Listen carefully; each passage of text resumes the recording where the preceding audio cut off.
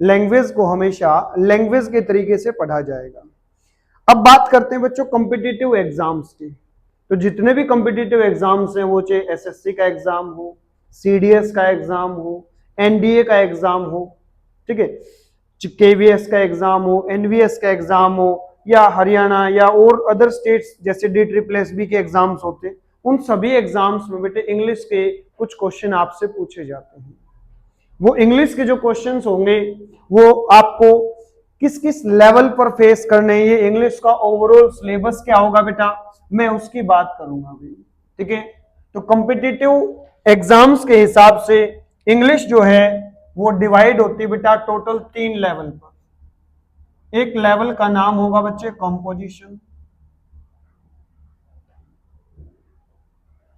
एक लेवल का नाम होता है बेटे ग्रामर, और एक लेवल का नाम होता है बेटे वोकैब। ये 3 लेवल जो हैं वो आपको तैयार करने होते हैं बेटा किसी भी कॉम्पिटिटिव एग्जाम के लिहाज से, ठीक है। One by one in levels को मैं इंट्रोड्यूस करता हूं आपके सामने। सबसे पहली बात, कोई भी दुनिया की लैंग्वेज आप सीखिएगा तो उसमें वर्ड्स बड़े इंपॉर्टेंट रोल प्ले करते हैं, ठीक है। इन वर्ड्स को हम वोकैबुलरी बोलते हैं बेटा, वोकैब के थ्रू हम इनको जानते हैं। आप एक कॉम्पिटिटिव एग्जाम का मतलब क्वेश्चन अगर फेस करेंगे तो उसमें कोई क्वेश्चन ऐसा हो सकता है डायरेक्ट किसी वर्ड से रिलेटेड होगा बेटा, किससे रिलेटेड होगा, किसी वर्ड से, उसको वोकैबुलरी बोलते हैं बेटे। तो इंग्लिश वोकैबुलरी में मेन चैप्टर कौन कौन से हैं जो एक स्टूडेंट को तैयार करने चाहिए बेटे, उसमें आते हैं बेटे सिनोनियम्स, उसके अलावा एंटोनियम्स, एक होता बच्चे वन वर्ड सब्स्टिट्यूशन, एक होते बच्चे इडियम्स एंड फ्रेजेस, और एक होता है बेटे करेक्ट स्पेल्ड वर्ड्स। ये 5 चैप्टर बड़े बेसिक चैप्टर बेटे इंग्लिश वोकैबुलरी में, जिनका क्वेश्चन हर एग्जाम में लगभग लगभग आपको देखने को मिलता है, ठीक है। सिनोनियम्स का मतलब बेटे, सिनोनियम्स का मतलब होता है बच्चे सिमिलर वर्ड्स। सिनोनियम का मतलब होता है बेटे सिमिलर वर्ड्स, यानी बाय स्पेलिंग बाय प्रोनाउंसिएशन दो अलग अलग दिखने वाले शब्द लेकिन मीनिंग से क्या रहेंगे बेटा, सेम रहेंगे। ऐसे दो वर्ड्स आपस में क्या कहलाएंगे, सिनोनियम्स कहलाते हैं। उसके अलावा बच्चे एंटोनियम्स यानी अपोजिट वर्ड्स, अपोजिट वर्ड्स, ठीक है। ऐसे दो वर्ड्स जो स्पेलिंग मीनिंग सब एक दूसरे के मतलब खास करके मीनिंग की बात होती है बेटे, यहाँ पे मीनिंग एक दूसरे के ठीक अपोजिट होगा, ऐसे दो वर्ड्स क्या कहलाते हैं भाई, एंटोनियम कहलाते हैं, ठीक है। उसके अलावा वन वर्ड सब्स्टिट्यूशन, क्या होता है बेटे, वन वर्ड सब्स्टिट्यूशन। यहां पर एक फ्रेज मिल सकता है आपको या एक पूरा का पूरा सेंटेंस मिल सकता है, और नीचे ऑप्शन में 4 अलग अलग वर्ड्स लिखे होंगे। उस पूरे सेंटेंस का मीनिंग एक सिंगल वर्ड में कवर होना चाहिए, ऐसा वर्ड क्या कहलाता है बेटे, वन वर्ड सब्स्टिट्यूशन। जहां एक पूरा सेंटेंस जो है वो सब्स्टिट्यूट कर दिया जा सकता है किससे, एक सिंगल वर्ड से, उसको हम कहते हैं वन वर्ड सब्स्टिट्यूशन, ओके। उसके बाद आता है बेटे इडियम्स एंड फ्रेजेस। इडियम्स का मतलब क्या होता है बेटे, जैसे हिंदी ग्रामर में हम जानते हैं मुहावरे होते हैं, दुनिया की कोई भी लैंग्वेज होती है ना, उस लैंग्वेज में जब से वो लैंग्वेज बनी तब से लेके जो उस लैंग्वेज के यूजर्स थे उन्होंने अपने एक्सपीरियंस के आधार पे डेफिनेट वर्ड्स को एक डेफिनेट पैटर्न में अरेंज किया होता है, ठीक है। और उन डेफिनेट पैटर्न में अरेंज किए गए डेफिनेट वर्ड्स का मीनिंग हमेशा डेफिनेट होता है, ठीक है। तो ऐसे सेट ऑफ वर्ड्स को इडियम्स कहते हैं बेटे, क्या कहते हैं उसको, इडियम्स कहा जाता है, ठीक है। उसके अलावा करेक्ट स्पेल्ड वर्ड्स, ये बड़ा कॉमन सा क्वेश्चन होता है बेटे, स्पेलिंग पर डिपेंड करता है सारा का सारा, ठीक है। 4 वर्ड्स आपको ऑप्शन में मिलेंगे, एक ऐसा होगा जिसकी स्पेलिंग गलत होगी, 3 ऐसे जिनकी स्पेलिंग सही, और आपको क्वेश्चन बनाना है कि ऐसा वर्ड सेलेक्ट कीजिए जिसकी स्पेलिंग गलत है। हो सकता है उल्टा दे दे बेटा, 3 सही स्पेलिंग के दे दे और एक वर्ड दे दे बेटे गलत स्पेलिंग का, तो आपको वो वर्ड सेलेक्ट करना होगा जिसकी स्पेलिंग गलत है। ठीक है, तो ये 5 चैप्टर तो बेटे बड़े कॉमन है वोकैबुलरी में, जो हर स्टूडेंट को हर कीमत पर तैयार करने पड़ते हैं अगर वो कॉम्पिटिटिव एग्जाम में इंग्लिश के अच्छे क्वेश्चन सोल्व करना चाहता है तो। ठीक है, इंग्लिश में स्कोर अगर अच्छा चाहिए तो बेटे वोकैब के 5 चैप्टर तो आपको हर हालत में तैयार करने पड़ते हैं। उसके अलावा उसके बाद नंबर आता है बेटे ग्रामर का। ठीक है, ग्रामर किसी भी लैंग्वेज की प्योर फॉर्म को अगर आप सीखना, सुनना, समझना चाहते हैं तो आपको सबसे बेस्ट नॉलेज होनी चाहिए बेटे किस चीज की, उसकी ग्रामर।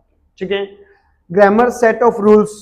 ठीक है, ये टूल होता है बेटे लैंग्वेज को सही ढंग से सीखना, समझना, इन सब बातों के लिए हमें ग्रामर की हेल्प लगती है। ठीक है, ग्रामर में बेटे बहुत सारे चैप्टर्स होते हैं, वो चैप्टर्स अक्सर देखा जाता है स्टूडेंट्स अपनी मन मर्जी से पढ़ लेते हैं, इंटरेस्टिंग लगा पढ़ लिया, मुश्किल लगा छोड़ दिया, ऐसे एग्जाम क्रैक नहीं होता बेटे। एक प्लान के तहत उनको पढ़ा जाएगा, और प्लान क्या होता है बेटे, इन चैप्टर्स को आप सबसे पहले एक सीरीज में अरेंज कीजिए बेटा। आप जब भी तैयारी करें इंग्लिश ग्रामर में, सबसे पहला और बेसिक चैप्टर आप पढ़िए बेटा नाउन का। नाउन का चैप्टर पढ़ने के बाद ऐसा चैप्टर पढ़िए जो नाउन पर डिपेंड करता है बेटे, और नाउन पर डिपेंड कौन करता है भाई, प्रोनाउन। तो नाउन को रिप्लेस कर सकता हूं प्रोनाउन। उसके बाद जब आप नाउन प्रोनाउन पढ़ लेते हैं तो एक ऐसे वर्ड्स की तलाश कीजिए जो नाउन या फिर प्रोनाउन के एडिशनल इंफॉर्मेशन आपको प्रोवाइड करता है। ठीक है, और नाउन प्रोनाउन की एडिशनल इंफॉर्मेशन प्रोवाइड करते बच्चे एडजेक्टिव। तो नाउन और प्रोनाउन को जब आप पढ़ें तो उसके बाद तीसरा चैप्टर हमेशा रखिए अपने सामने एडजेक्टिव का। एडजेक्टिव पढ़िए बेटा। एडजेक्टिव पढ़ने के बाद अब आप लोग आर्टिकल का चैप्टर पढ़ सकते हैं, उसमें आपको कोई दिक्कत आने वाली नहीं है। क्यों? क्योंकि आर्टिकल जो है वो पार्ट माना गया है बेटे इंग्लिश ग्रामर में किसका, एडजेक्टिव का, और एडजेक्टिव आता है बेटे किसके लिए, नाउन या फिर प्रोनाउन के लिए। तो आर्टिकल में आप जो रूल्स पढ़ते हैं ना वो मोस्टली कनेक्टेड होते हैं बेटा, या तो वो रूल नाउन के ऊपर बनता है या फिर कुछ पॉइंट्स पे आपको एडजेक्टिव का ख्याल करना पड़ेगा। तो आर्टिकल पढ़ने के लिए दोनों चीजें आपको पहले से कवर करनी पड़ती है। ठीक है, उसके बाद आपका 5वां चैप्टर रहेगा बेटे सब्जेक्ट वर्ब एग्रीमेंट। ये 5वां चैप्टर रहेगा बेटे सब्जेक्ट वर्ब एग्रीमेंट। ठीक है, ये 5वां चैप्टर रहेगा। अब आप देखिए 5वां चैप्टर हमने यहाँ क्यों सेट कर लिया बेटे, क्योंकि यहाँ जो वर्ब आएंगी इस चैप्टर में वो ज्यादा मुश्किल नहीं रहने वाली, बिल्कुल आसान रहेंगी। बस आपको ध्यान रखना है सब्जेक्ट का, सब्जेक्ट को आइडेंटिफाई करना, उसके अकॉर्डिंग वर्ब को सेट करना है। आई बात समझे। सब्जेक्ट बनने का बेसिक जो काम है वो इंग्लिश ग्रामर में या तो नाउन का होता है बेटे या फिर प्रोनाउन का। आप एडजेक्टिव्स को भी यूज कर सकते हैं नाउन के रूप में, और आर्टिकल अगर नाउन के साथ आया तो क्या इफेक्ट होता है, ये सारी चीजें हम पहले से जान चुके हैं इन 4 चैप्टर्स के अंदर। तो सब्जेक्ट को आइडेंटिफाई करना बड़ा आसान है, और फिर उसके लिए एक वर्ब का सेटअप और भी आसान हो जाता है। ठीक है, तो ये था अपना 5वां चैप्टर। ठीक है, उसके बाद नंबर आप आता है बेटे टेंस का। ठीक है, बचपन से कान सुन बोर हो गए सुन सुन के, टेंस आ गई इंग्लिश आ गई, टेंस आ गई इंग्लिश आ गई। तो एक बड़ा इंपॉर्टेंट कंसेप्ट होता है बेटे, ये बैकबोन माना गया है इंग्लिश ग्रामर की। क्या माना गया है? बैकबोन। ठीक है, तो आप टेंस का टॉपिक पढ़िए। टेंस के जो क्वेश्चंस है बेटा उनके साथ साथ आपको कुछ क्वेश्चंस मिलेंगे जिन्हें हम कंडीशनल्स कहते हैं। क्या कहते हैं? Conditionals sentence. एक सेंटेंस मिलेगा जिसमें 2 एक्शन होंगे, और दोनों एक्शन इस प्रकार से होंगे कि एक का होना या ना होना दूसरे पर डिपेंड करता है। ठीक है, कंडीशन के तहत 2 एक्शंस लिखे जाते हैं बेटे, इन्हें कंडीशनल सेंटेंस कहते हैं। कंडीशनल सेंटेंस पढ़ने के बाद आप वॉइस का चैप्टर पढ़िए बेटा। कौन सा चैप्टर पढ़िए? वॉइस का। बड़ा इंपॉर्टेंट चैप्टर बेटा, हर पेपर में क्वेश्चन देखने को मिलता है यहां से। वॉइस पढ़ने के बाद आप वर्ब का चैप्टर पढ़ सकते हैं बेटा। वर्ब का चैप्टर हम यहां क्यों पढ़ रहे हैं उसका भी एक छोटा सा रीजन मैं आप सबको बताना चाहूंगा बच्चे। सब्जेक्ट वर्ब एग्रीमेंट में वर्ब को जाना, टेंस भी किसका टॉपिक है बेटे? वर्ब का, और वॉइस भी किसका कंसेप्ट है बेटे? वर्ब का। 3 चैप्टर आप लगातार वर्ब के पढ़ चुके होंगे इससे पहले। एक चैप्टर कम से कम मान के चलिए बेटा 20% वर्ब आपको क्लियर करके देगा। तो 3 चैप्टर मिलकर के 60% यानी मोर देन 50% आप वर्ब को पहले से जान चुके हो। उसके बाद बचे हुए वर्ब को और उस पहले 60% को रिकॉल करके बचे हुए को कवर कर लेना, आपका वर्ब का चैप्टर आपके लिए बिल्कुल रेडी होगा। उसके बाद वर्ब का ही पार्ट होते हैं बच्चे मॉडल्स, उन्हें पढ़ना चाहिए। हालांकि अलग से टॉपिक नहीं है, बच्चे पढ़ लेते हैं, लेकिन ये वर्ब का ही पार्ट होते हैं बेटा, अलग से टॉपिक नहीं होता, मॉडल्स वर्ब का ही पार्ट होते हैं, ठीक है। उसके बाद आप जैसे नाउन और प्रोनाउन को मॉडिफाई कर रहे थे वैसे ही वर्ब को मॉडिफाई करेंगे बेटा, और वर्ब का मॉडिफिकेशन होता है बेटे एडवर्ब्स के साथ। एडवर्ब्स पढ़ने के बाद पढ़िए बेटे कंजक्शन। कंजक्शन पढ़ने के बाद पढ़िए बेटा प्रेपोजिशन। इन 2 चैप्टर्स की खास बात है बेटे कंजक्शन और प्रीपोजिशंस की। अगर आपने पहले कंजक्शन पढ़ा है तो उसके बाद प्रीपोजिशन पढ़िए, प्रीपोजिशन पहले पढ़ लिया तो कंजक्शन पढ़िए। कहने का मतलब इन 2 चैप्टर्स के बीच में कोई तीसरा चैप्टर इंक्लूड मत कीजिए, समझने में दिक्कत आती है। आप अगर इन दोनों चैप्टर्स को स्मूथली करना चाहते हैं तो इन दोनों को एक साथ पढ़िए बेटा, कंजक्शन के बाद प्रीपोजिशन, या पहले प्रीपोजिशन पढ़ लो तो फिर कंजक्शन। उसके बाद नेक्स्ट आता है बेटे नरेशन का चैप्टर, नरेशन। उसके बाद एक छोटा सा चैप्टर और आता है बेटे जैसे क्वेश्चन टैग होता है।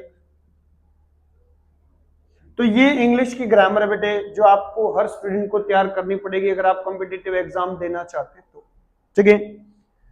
पहले क्या होता था बच्चे, अगर क्वेश्चनों की संख्या किसी एग्जाम में सिर्फ 10 या उससे कम है तो डायरेक्ट क्वेश्चन आते थे बेटे वोकैब और ग्रामर से, ठीक है।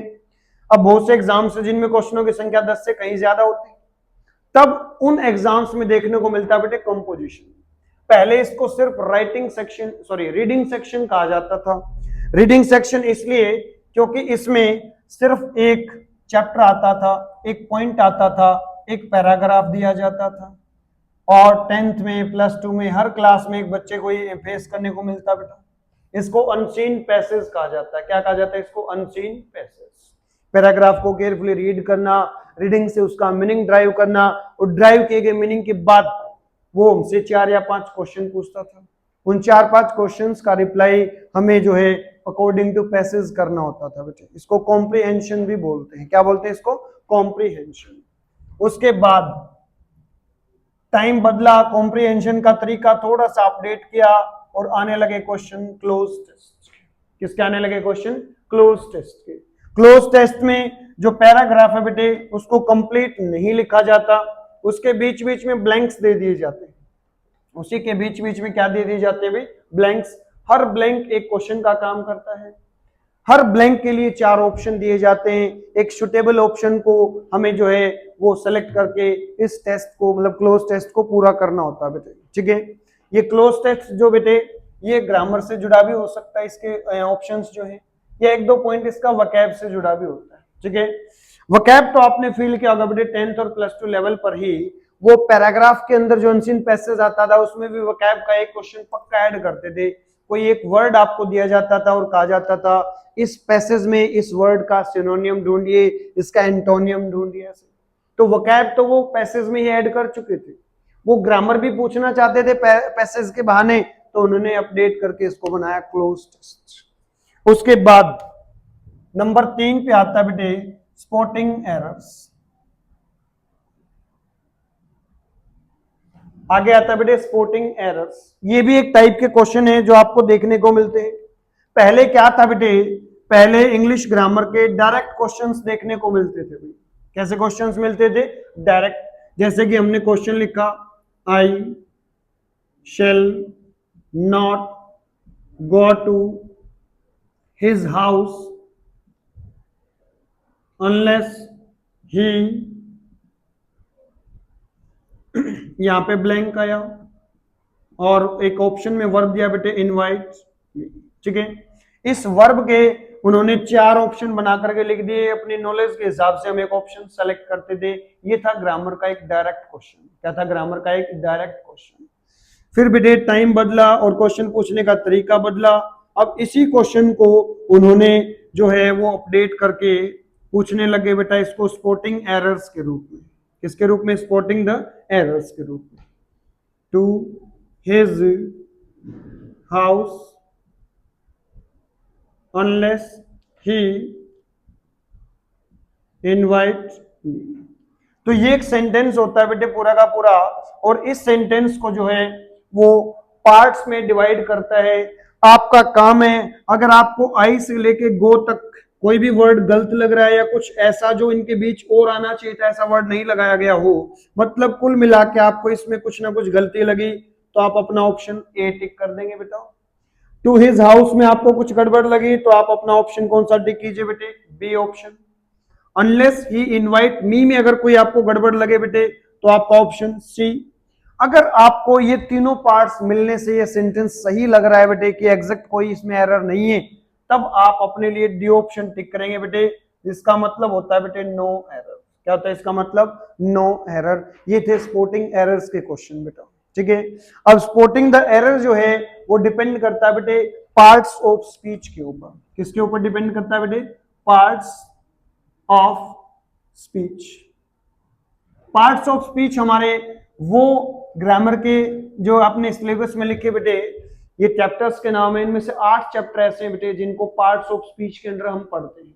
पार्ट्स ऑफ स्पीच में आपको समझा देता हूं बेटे, इंग्लिश का कोई भी सेंटेंस बोला जाए, लिखा जाए, सुना जाए, वो सेंटेंस बनता किन किन चीजों से मिलके है, उस सेंटेंस में क्या क्या आपको अवेलेबल होगा बेटे, तो वो 8 होते हैं बेटे। कौन कौन से भाई, नाउन मिल सकता है, प्रोनाउन मिलता है, एडजेक्टिव मिलता है, आर्टिकल मिलता है, वर्ब मिलता है, एडवर्ब मिलता है, कंजक्शन, और इसके अलावा बेटे प्रेपोजिशन। तो ग्रीन स्टार जिन जिन ऑप्शंस को मिले हैं, जिन जिन चैप्टर्स को मिले हैं, वो पार्ट्स ऑफ स्पीच होते हैं बेटे। उन्हीं पर टिका होता है स्पोर्टिंग एरर्स। क्या टिका होता है, स्पोर्टिंग द एरर्स। आई बात समझी, गलती को डिटेक्ट करना।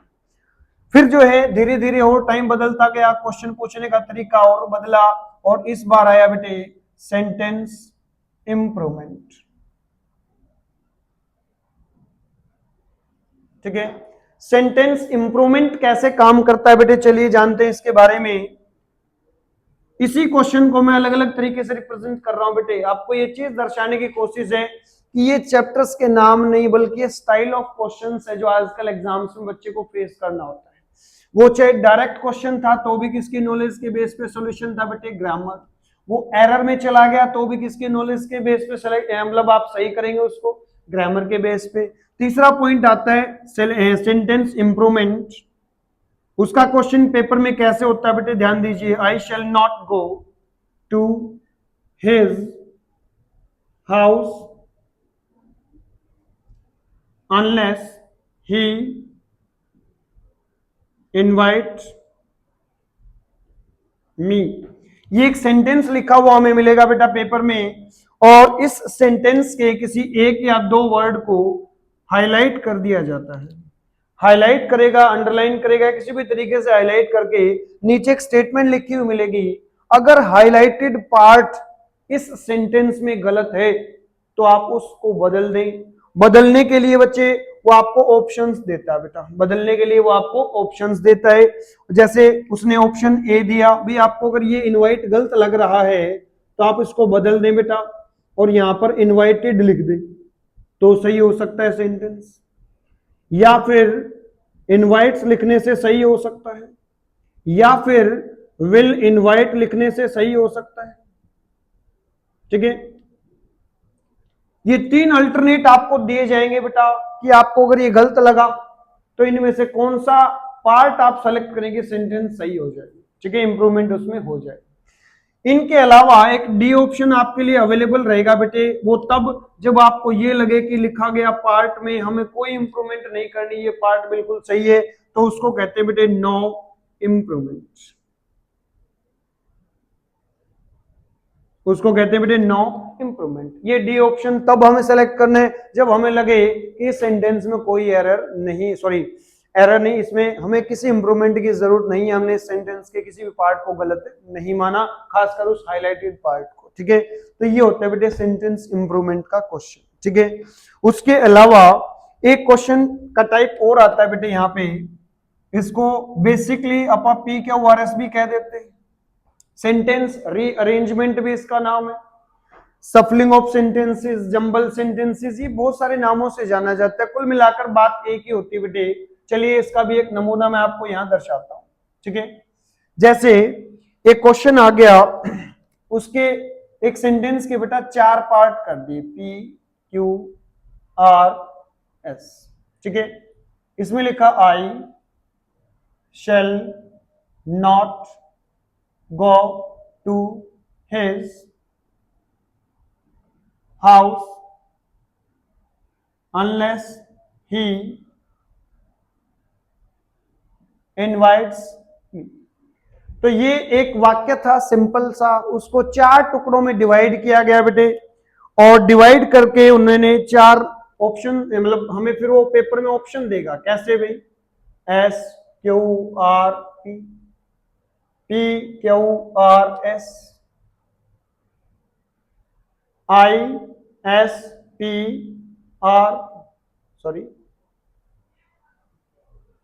QSPR, RSQP, ऐसे ये 4 ऑप्शन उसने हमें बना के दिए बेटा, और इनमें से एक ऑप्शन जो है वो अपना आंसर होगा।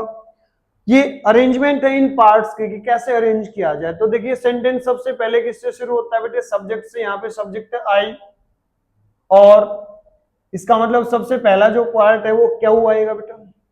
अब नोट एक एडवर्ब होता है, इसके बाद नोट वाला जो, मतलब इस नोट के बाद हमेशा एक वर्ब आनी चाहिए बेटा। क्या आनी चाहिए, हमेशा एक वर्ब। तो इन तीनों में से अगर हम देखें, हाउस वर्ब नहीं है, इनवाइट्स वर्ब है, गो वर्ब है। अब यहां पर 2 पार्ट हमें मिले हैं जो क्यू के बाद सेट हो सकते हैं, या तो आर या फिर एस, या तो आर या फिर एस। लेकिन एस को अगर आप एंड में देखिएगा तो हिज मिलता है, हिज एक डिटर्मिनर है, इसके बाद वो पार्ट आएगा जो नाउन होगा। अगर इनवाइट्स वाले ऑप्शन को हम यहां रखना चाहें तो इसके बाद मी आया, इसके बाद फुल स्टॉप बेटे, यहां तो सेंटेंस ही पूरा हो जाएगा। इसका मतलब क्यू के बाद क्या आएगा बेटे, एस आता है। यहाँ पे क्यू के बाद क्या आएगा बेटे, एस। अब एस की एंडिंग हिज से हुई, हिज एक डिटर्मिनर है, डिटर्मिनर के बाद नाउन आता है बेटे। तो बचे 2 पार्ट्स में से नाउन कौन से में बेटा, पी में है, तो क्यू के बाद जो है आपका पी आएगा, और उसके बाद क्या बचा बेटे, यहाँ पे आर बचता है, ठीक है। तो ये जो ऑप्शन है अपना QSPR, इसका मतलब ये ऑप्शन अपना राइट है। तो इस आधार पर हमें चीजों को सेलेक्ट करना है बेटे, ठीक है। तो PQRS का सोल्यूशन ऐसे आएगा बेटा, ग्रामर का डायरेक्ट क्वेश्चन ऐसे आता है, एरर्स के क्वेश्चन ऐसे हैं, और ये था अपना सेंटेंस इंप्रूवमेंट, ठीक है। तो ये 3 लेवल में आपकी इंग्लिश डिवाइड होती है बेटे, अकॉर्डिंग टू क्वेश्चंस जो पूछे जाते हैं पेपर में, कंपोजिशन, ग्रामर और वोकैब। कंपोजिशन और कुछ नहीं बेटे, कंपोजिशन सिर्फ और सिर्फ स्टाइल ऑफ क्वेश्चंस होता है, ठीक है। ये अलग अलग लेवल के क्वेश्चंस आते हैं। हाँ, लैंग्वेज हमने समझने के लिए थोड़ी सी नॉर्मल लैंग्वेज रखी, पेपर में हो सकता है लैंग्वेज थोड़ी सी हार्ड आ जाती है बेटे, लेकिन आपकी रेगुलर प्रैक्टिस आपको इस हार्ड लैंग्वेज को फील नहीं होने देगी। बिल्कुल स्मूथली आप चीजों को जो है वो हैंडल कर पाएंगे और अपना इंग्लिश का स्कोर काफी अच्छा कर पाएंगे। तो ये था बच्चे आज के हमारी इस वीडियो में इंग्लिश का overall syllabus for all competitive exams, ठीक है। तो मिलते हैं हमारी नेक्स्ट वीडियो में, तब तक के लिए बाय।